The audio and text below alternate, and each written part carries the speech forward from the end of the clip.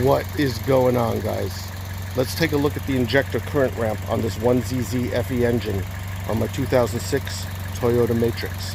So the way I have it set up is I have my Hantek amp clamp just going around one of these wires to injector number 2, and I have it connected to my ZOYI scope, and you'll see right now we have the current ramp there with the pintle hump, and you can see the pulse width of that signal, and you can also read these volts as amps. So this is 850 milliamps peak current going to this injector, and this is a cable actuated throttle body, so I can just go ahead and give it some gas right here from the engine compartment, and we can watch this signal and see what happens as we give it some gas. You see how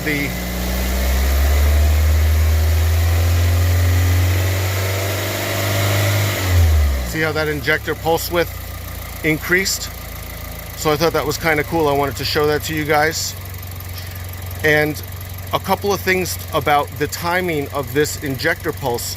You can basically look at it two ways. One is to look at the pulse width in time, right? So we could just measure that and determine what that is. And we're basically at, let's see, we're at 1 millisecond. So this is about maybe like a 2.5 millisecond pulse width.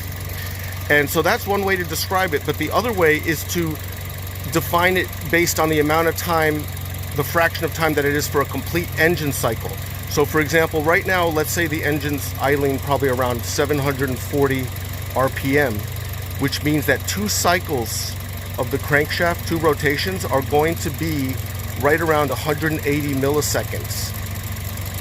So knowing that, we can determine, let's say if this was, just for the sake of argument, 18 milliseconds, then that would be a 10% duty cycle for the injector. So that's another way to look at it, just to give you kind of a different understanding of what's going on. So I thought that was kind of cool. I just wanted to show that to you guys. Let's go ahead and give it a little more gas one more time.